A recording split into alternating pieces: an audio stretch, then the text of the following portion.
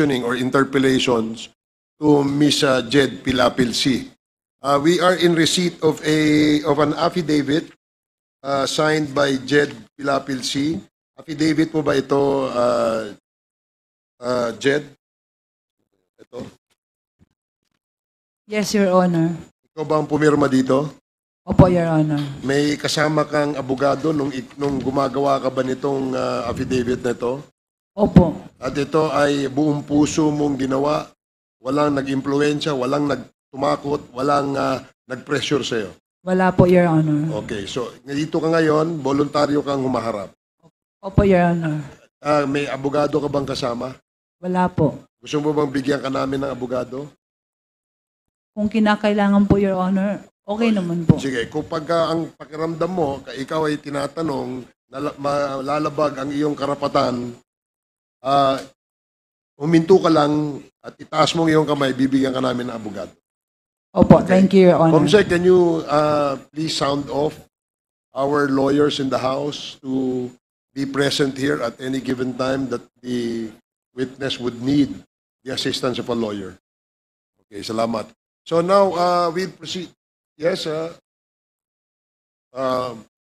sige, bago po magkatanungan ay we will administer the oath of Ms. Jed Pilapil-C.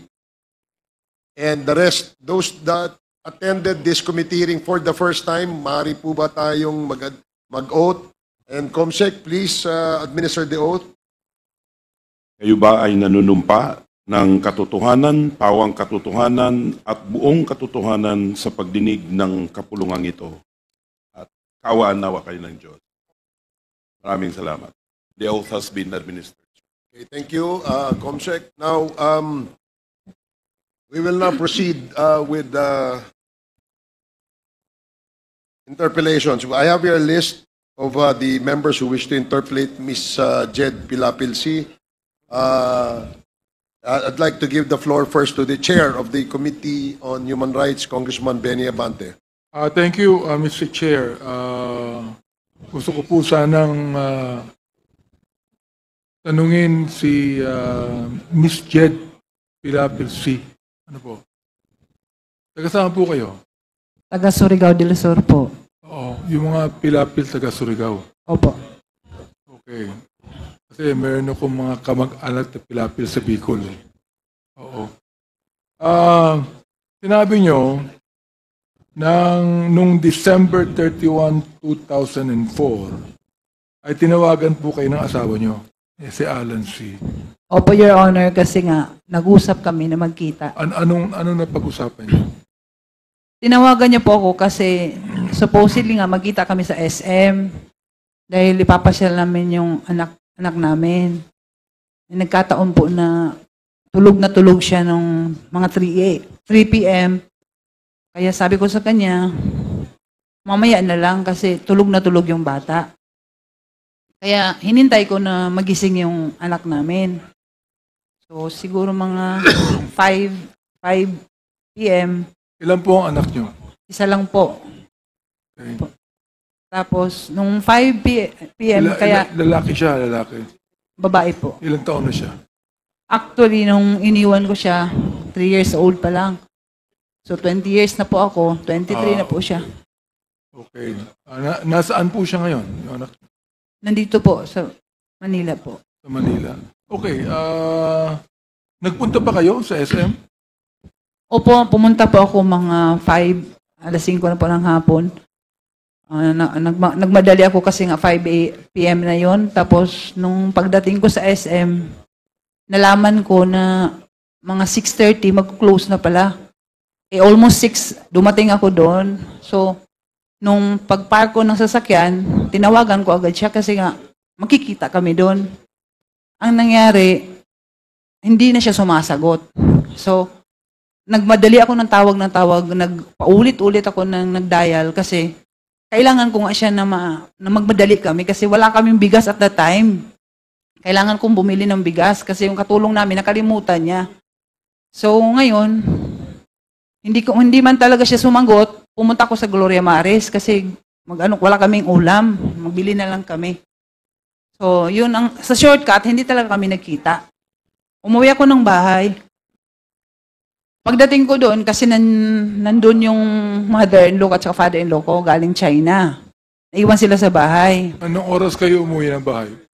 Siguro kasi natapos ako sa SM mga 6:30. Siguro by mga 7:30 nasa bahay na po ako. Nakabalik na po ako. Pagdating ko po doon, hinanap ng mama niya, yung parents niya, bakit daw hindi ko kasama si Alan. Sabi ko po, hindi ko siya nakausap, wala. Pilipino po ba si Alan o Chinese? Ano po, Your Honor? Pilipino ba si Alan o Chinese? Chinese po.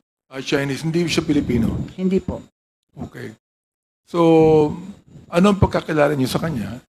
Matagal na kayo mag-asawa nung at that time, nung Hindi po. December 31, 2004. 2004, matagal na ba kayo mag-asawa? Hindi po kasi 2000 lang po kami kinasal, July. So, parang almost mga 4 years and 4 months pa siguro, mga ganyan. Okay po ba ang buhay niyo? Maganda ba yung pamilya niyo? O ano po ba kalagayan ng buhay niyo? Sawa ng Diyos, okay naman po kasi nga, businessman naman po siya. Maayos naman, kaya lang, ito nga ang realidad dahil sinuway ko yung mother ko, nung nag-asawa na ako, naging battered wife ako. Opo, Ano ibig sabihin ng battered wife? nananakit po siya kasi... Si Alan C. Opo. Sinasaktan ka. Opo, Your Honor. Siguro nga ito yung pinaka-biggest mistake na ginawa ko sa buong buhay ko. Kasi sa pag-disobey ko sa parents ko, Pero kahit sinasaktan ka, mahal mo pa rin yung asawa mo. ganun po, Your Honor. Tsaka hindi ako pwede magsumbong kasi nga,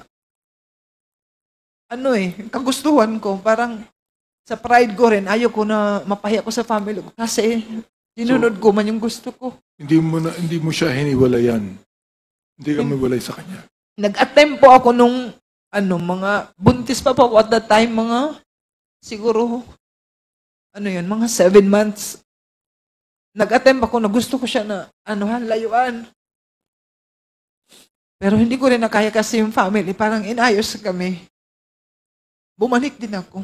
So, anong ginagawa sa iyo ng asawa mo? Ibig sabihin ng battered wife, binubugbog ka ba niya? O? Opo, yung may instance talaga, namuntik ako namatay, yung na-hospital ako sa, Davao Doc. Yun ang, na pinaka-worst. Dahil nga, nagkaroon ako ng, hindi ko maintindihan kasi baliktad yun, Your Honor.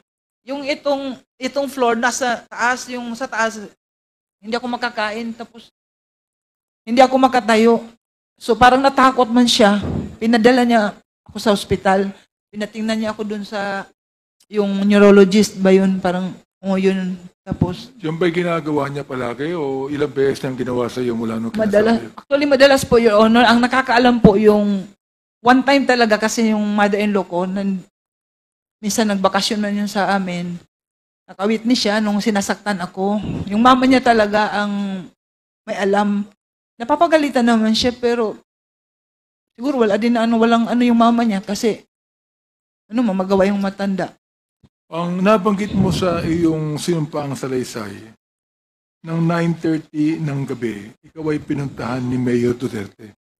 Opo, Your Honor. Kilala mo ba siya? Kilala ko siya as mayor at that time po na nangyari po ito. Kilala ka ba niya? Hindi ko po alam kung kilala niya ako kasi never po kami na... It's your first time na makita mo siya. Opo. Okay. So, ibig sabihin, magkaibigan yung Mayor Duterte at that time at si Alan C. Hindi ko po alam kung friends sila kasi hindi ko naman po nakita. Never ko po na nakita si Mayor Duterte at saka yung asawa ko. Hindi ko yan sila na... Ang sabi niya sa'yo, na galit siya sa asawa mo. Opo, nung pumunta siya, yan na. Kasi hinanap niya. Tinanong ko siya kung bakit. Ang sabi niya, basta galit na galit ako sa asawa mo. Hindi niya sinabi ang dahilan kung bakit. Hindi niya sinabi kasi nga, kinulit ko nga siya, bakit po Mayor? Bakit may kasalanan po ba nagawa ang asawa ko? Bakit galit na galit? Kasi talagang galit siya, parang nanggigigil siya sa galit. Tapos sabi niya, Ibig sabihin, kung pinuntahan ka ni Mayor Duterte at that time, kilalang kilala nung Mayor Duterte at that time, mga asawa mo. hindi ko, Palagay ko, hindi kanya pupuntahan kung hindi mahalaga si Alan C. kay Mayor Duterte. Tama? hindi ko po masabi, Your Honor, kasi hindi ko naman alam kung magkakilala sila. Ang alam ko, mayor siya, pero never ko nga talaga na nakita yan sila na or wala akong instance na nakita na, Binanggit niya sa'yo na huwag kang lalabas ng bahay opo, at Your Honor. bibigyan ka ng security Opo, Your Honor. mula sa RMG, CIDG, pati Task Force Davao. Yun ang Opo. sabi. Nabigyan ka ba? Opo, Your Honor. Umalis si Mayor Duterte ilang minuto after na dumating siya. Ano yung again, Your Honor? Umalis siya sa bahay mo ilang minuto pagkatapos niyan dumating. Dumating siya ng 9:30, umalis siya ng anong oras? Madali naman lang po yung pag-uusap namin kasi nagtanong lang siya.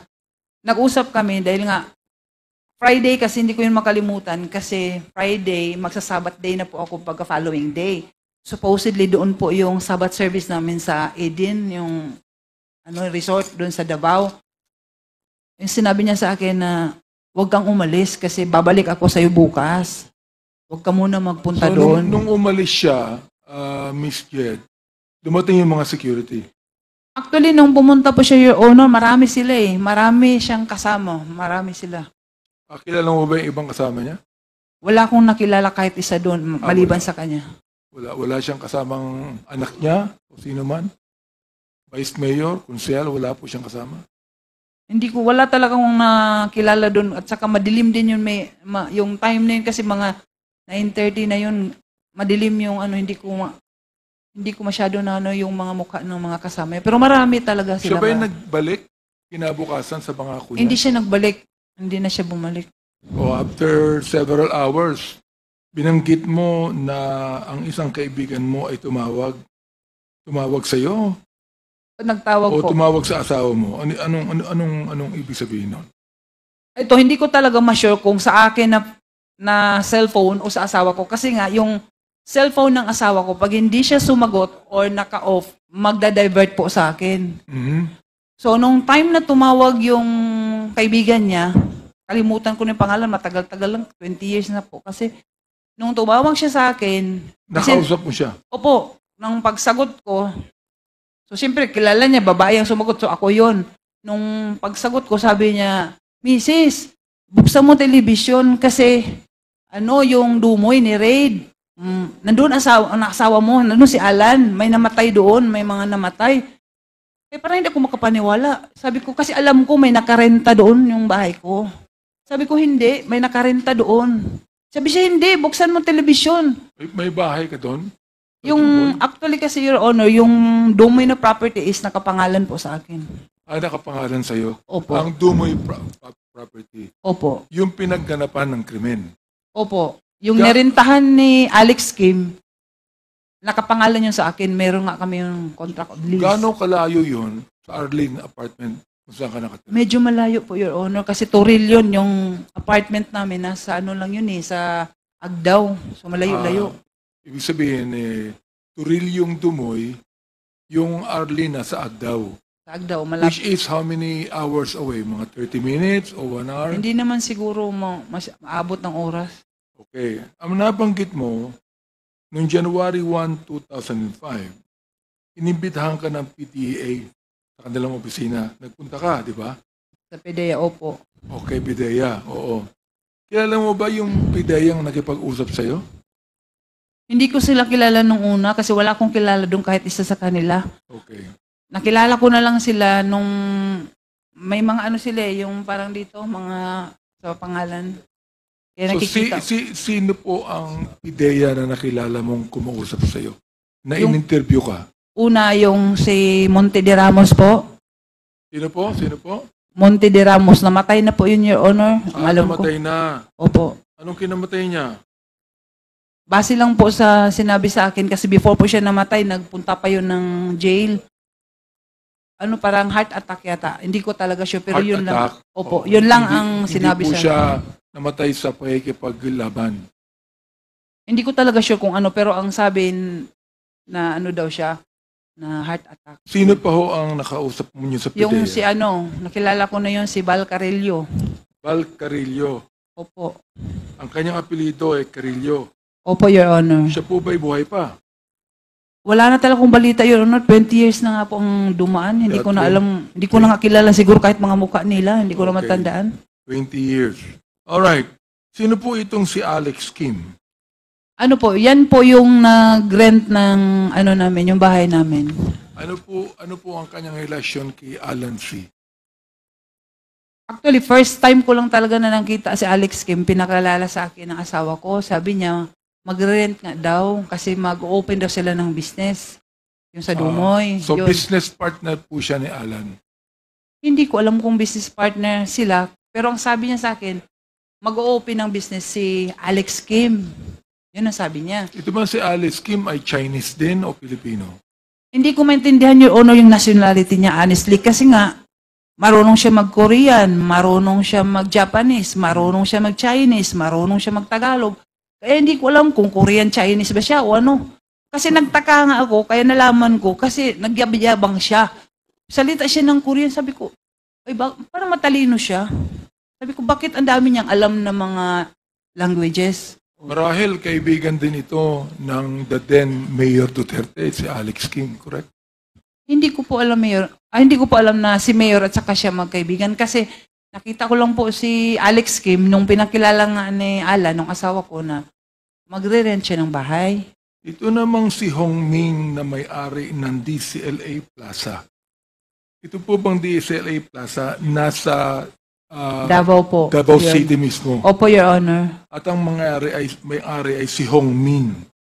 Opo, yun po ang pagkakilala ko sa kanya, Hong Ming. Kasi yun ang tawag ng asawa ko, Hong Ming. So ito Hong yung ano yung full name niya? Honestly, Your Honor, hindi ko kilala kung ano talagang pangalan niya. Kasi nga, pag yung asawa ko, sabi, magpunta tayo kay Hong Ming kasi nga may display area kami doon sa mga mattresses, yung foam. Hindi kaya itong si Hong Ming ay si Michael Yang din sapagkat si Michael Yang nagsasabing siya ang may-ari ng DCLA Plaza? Honestly, ito, Your Honor, pinakita sa akin yung picture kasi may sa akin na yung friend ko, sabi niya, alleged, yung asawa mo na ungkat na naman yung kaso nyo kasi si Michael Yang. Kilala mo si Michael Yang? Sabi ko, hindi ko kilala yan si Michael Yang. Sabi niya, yung may-ari ng DCLA. Sabi ko, ang pagkakilala ko sa may-ari ng DCLA, si Hong Ming, hindi ko kilala yung Michael Yang. Therefore, dahilan dun sa usapang yan, nakita mo ngayon na ang may-ari ng DCLA na Hong Ming ay si Michael Yang din. Nakita ko yung picture. Opo, siya po yun. Meron ba kayong dalang picture ngayon ni Hong Ming o ni Wala. Michael Yang? Wala po akong picture sa kanya. Pero may pinakita ka sa akin kanina. Yung Pwede bang ipakita natin ang picture ni Michael Yang? Palagay ko, makikita mo kung sino siya. I-flash natin po ang picture ni Michael Yang.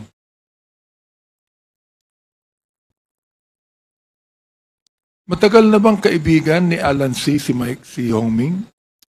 Hindi ko po masabi, Your Honor, kung matagal na sila na magkakilala. Kasi nga, Pero nagpupunta kami, si Hong Ming sa bahay nyo. hindi siya nagpupunta. Kayo nagpupunta Kami sa ang kanya? pupunta doon kasi nga may display area kami doon sa kanya. Okay. Opo. So, ilang beses kayo nagpupunta ron sa isang linggo? Hindi naman palagi, not frequent, but siguro sa mga isang buwan, minsan once or twice ganyan. Pero hindi ko siya masyado nakakausap kasi pag pupunta kami doon, sila nga ang nag-uusap. Dahil ako, di ba meron siya mga tinda, yung mga damit. O di kilala mo yung Hong Ming. Nakita ko siya, for Okay. Your Honor. So, andito na ba yung picture ni Michael Yang? Ipakita natin kung yun nga. Kanina, Yan. Ayan. Siya Opo, ba yun? Your Honor, siya po. Siya. Therefore, tinuturo po dito, Mr. Chair, na itong si Hong Ming ay si Michael Yang. Alam niyo po ba na si Michael Yang ay ginawang advisor ng Mayor Teto nang siya ay naging Pangulo? I'm sorry po, Your Honor, pero wala na po akong alam na ano pala siya. Yung economic advisor. Opo. Opo.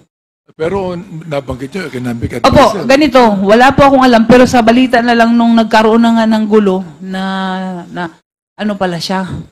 Kasi hindi ko man nakalain na pwede pala yung Chinese maging ganyang economic advisor. Kasi alam ko, pure Chinese siya. Kaya- Sino po ang nagsabi sa inyo na drug lord ang asawa nyo? Yung mga pideya po. Pidea mismo Opo. ang nagsabing drug lord ang asawa ninyo. Opo. Pero hindi nila sinabi na itong si Michael Yang drug lord. Never po napag-usapan si Michael Yang nung time po na kinakausap ako ng mga pideya. Hindi ko po yan rinig sa kanila yung pangalan ng Michael Yang. Narinig ko na lang talaga yung pumutok yung issue na parang nagkagulo na dawit yung pangalan Pero ko. wala kang alam sa ibang mga activities ng asawa mo. Wala po akong alam yun, Honor, kasi nga yung As buhay. in talagang wala. Wala po. Maliban na lang po siguro sa mga bagay, nakatulad yan, magsabi siya, o bibili ako ng property, pirmahan mo. Ganyan. Pipirma na lang ako. Nabanggit mo sa yung affidavit na kung ikaw ay ini-interrogate ng PIDEA, ay yung mga sagot mo ay kanilang tinitwist o pinapalitan. Opo. Ano pong ibig sabihin nun? Ganito po, Your Honor, yan ang honestly, I must admit talaga, yun ang dahilan na talagang nag-ano ko ng galit sa PIDEA.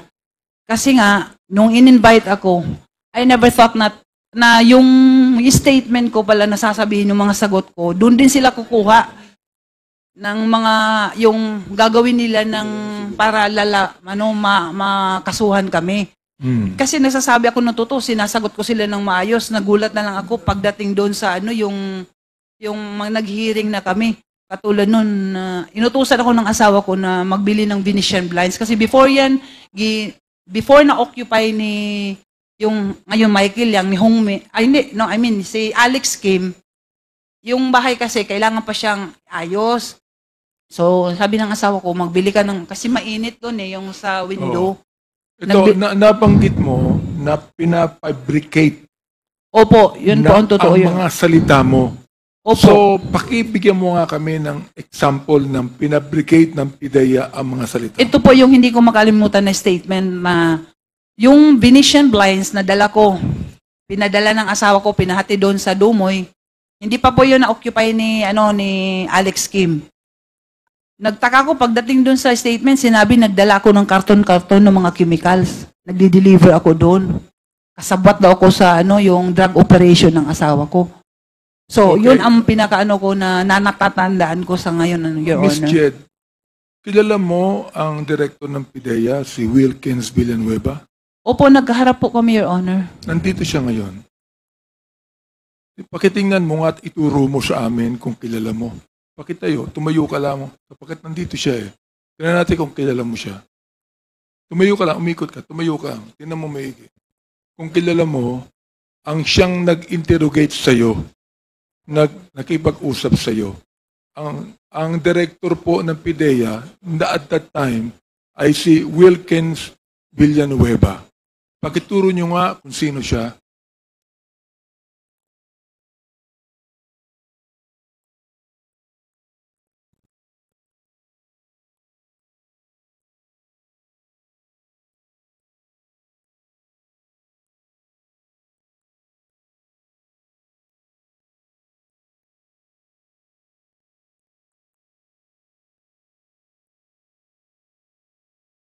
Kilala nyo na po siya?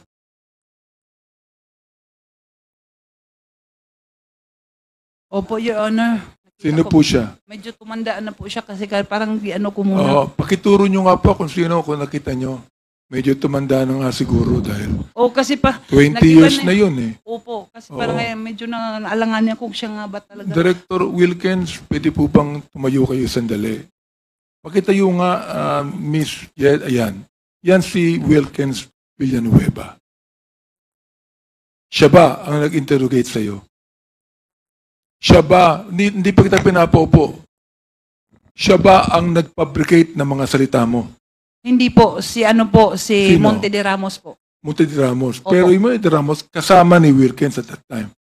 Sa palagay ko po, kasi nasa office po kami ng PIDEA, tao niya po kasi siya po yung So doon. sila ang nagsabi na ikaw ay nagdala ng mga karton-karton na mga chemical sa Dumoy? Opo, Your Honor. Oh, Mr. Wilkins, are you agreeing to what Ms. Jed said? No, Your Honor. No, you're not. Oo. Alam mo, nung kinausap ka rin namin noon panay ang mo Mahilig ka sa no? Dapat ang pangalan mo yung pangalan nung kalaban ni James Bond, si Dr. No. Mahilig ka sa no So nagsasabi ka ng totoo at nagisinungaling si Miss Jed. Is that what you're saying? Mr. Chair, ang investigador ko noon Is ay that what you're saying? Mr. Chair, can you please Will you repeat please the question? answer me directly?